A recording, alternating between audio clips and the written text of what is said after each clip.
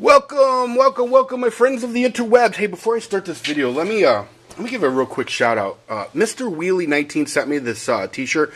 It says Second Amendment. I don't know how well this can show up. Established 1791. He just sent this T-shirt out of the blue. Mr. Wheelie19 is a very cool dude. He's just a really cool dude. I'm gonna leave a link to him underneath this video, so definitely check him out. Sub to him if you can. I like him. Just a really nice guy. I like really nice people. I don't like the hater types. I'm down with the people who try to support other people. So anyway, having said that, this video it's gonna be kind of an unboxing video, but kind of almost a mini rant. I went out yesterday looking for a knife, and I ran across this in a store called Anderson's, which is local to Northwest Ohio. It started out as a little farm store, but now it's actually quite big. And it, in fact, it's publicly traded. It's a big company now. So I go to their knife section, and not one knife manufactured outside of a slave using country, speaking of the Chicoms. With the exception of, they did have a couple of Victorinoxes there. And of course, Switzerland does not utilize slave labor, so I support them. But I mean, it would have been nice to have a selection of American-made knives, but they didn't have any. Not even a buck. So they had these. This is what they had. The closest thing to a knife was this, made in the United States. So I bought it. And the sad thing about it, this was the only United States manufacturing product they had in that particular aisle. And it just kills me because they had this thing discounted. It was they were clearancing it, and I bought this for $25. Originally they were selling it for like $35, I think. So the one American-made product was being closed out. I mean, basically being closed out from the store. So apparently, from this point on, your only real options are the Chicoms, and with a small presence from Switzerland. So Switzerland for the win in that situation every time. Anyway, so that's kind of my rant. I mean, it just kind of pisses me off. And, Toledo, Ohio, too, being a very big union town, the UAW rules around here. You'd think that American products would do so much better at the stores, but guess what? They don't. And I'm not going to make this a union rant, although I technically still belong to the UTU.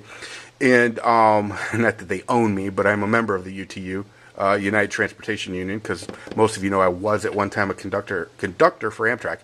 But I've belonged to 5 unions in my life, and all 5 worthless, including the UTU. So anyway, you'd think Toledo, Ohio would be a much better supporter of American-made products. You would think that in Toledo, Ohio, they wouldn't be doing any kind of closeouts on the very few American-made products, period. Anyway, shame on you, Andersons. Shame on you. So anyway, I bought this more, not that I needed this, because I really didn't, but I bought it more as a kind of a sign of I don't know, support for my fellow U.S. workers, or fellow non-slave workers. Anyway, I would have bought a Victorinox, by the way, but all the ones they had, I already had those. So let's go ahead and take a look-see. I'm going to use this Buck 112 sent to me by Cutlery Lover many moons ago to open this. So hopefully I do this without cutting myself. I always hate opening things on cam because you're always in an awkward position anyway. Well, you know what? Before I do that, listen to me. Before I do that, I want to flip this over and read this real quick. These are made in Portland, Oregon. It says and I'll just read about the Squirt S4. The Squirt S4 and Monarch200. It says Portland, Oregon, home of Leatherman Tool Group, Inc. Our headquarters in manufacturing have been here for 25 years, and we plan to be here for at least 25 more. We employees use our products for everything from hunting and fishing to mountain biking or an afternoon in the garden. We test our products to meet the high standards of our own pursuits, so ultimately they live up to yours. Leatherman, now you're ready. How cool is that? Another 25 years, hopefully. Hopefully. Now, let's see if I can do this without killing myself. Like I said, and this is not an indictment against this knife, but it can be very, very difficult to open a package like this. Here we go. when you're, you see I just knocked the tripod. When you're actually behind a tripod with your hands wrapped around it and trying to cut open a package. I'm going to try to do this without cutting myself, which is always the difficult part. Okay, here we go. I've actually got quite a few multi-tools, but this is actually the first one that I own that has scissors. So, I don't know if that'll come in handy or not, but I kind of dig it. Now, the tools are accessible from the outside, so you got to close this. A little screwdriver / opener. Cool. Also got a little ruler on this. Okay. What do we got? I probably should have been wearing my glasses, but they're kind of small. Yeah, anyway, you get the picture. Very, very, very cool. Actually, I should have been a little knife part of it. Awesome. I like it. You know, just stick it on your keychain, or you know what I do with a lot of times I do with these things? I throw them in my glove box in my car because, you know, they'll come in handy for sure. It comes with this little Monarch200 flashlight. Let's go ahead and take a look-see. This was a little bit easier as I jinxed myself.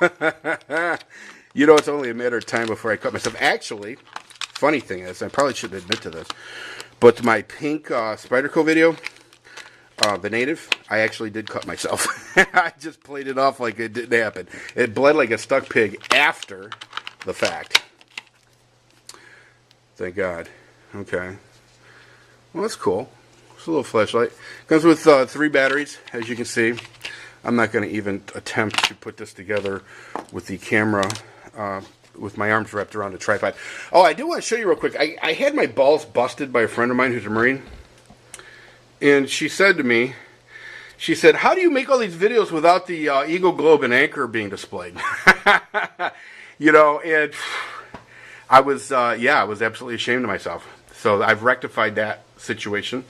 It's been over 25 years ago that I put my teenage feet on those yellow footprints at MCRD in San Diego. And it literally seems like yesterday. So anyway, just so you know, Rebecca, that has been rectified. So, there we go. There we have it. Buy American, Buck 112, made in America. Leatherman, made in America, Portland, Oregon. You know, I don't know. I feel like, sometimes I feel like I'm fighting a losing battle. Literally, fighting a losing battle. I try to tell as many people, especially the young people, you know, try your best not to support China. You know, but, you know, what do you do? You know, it is what it is. You know, like I said, I feel like I'm fighting a losing battle. And it's not all about just buy American. Just, you know, try to buy things that aren't made by slaves. You know, if you want to support the Chinese people, don't buy their crap. Maybe their government will stop the nonsense. Stop harvesting organs from, you know, prisoners to sell a kidney to somebody with money. It just, no. Anyway, listen. Anyway, maybe that would probably be better suited for my political channel, which I may put this up on my political channel. I haven't done anything on there in a long time. Anyway, everybody, take care.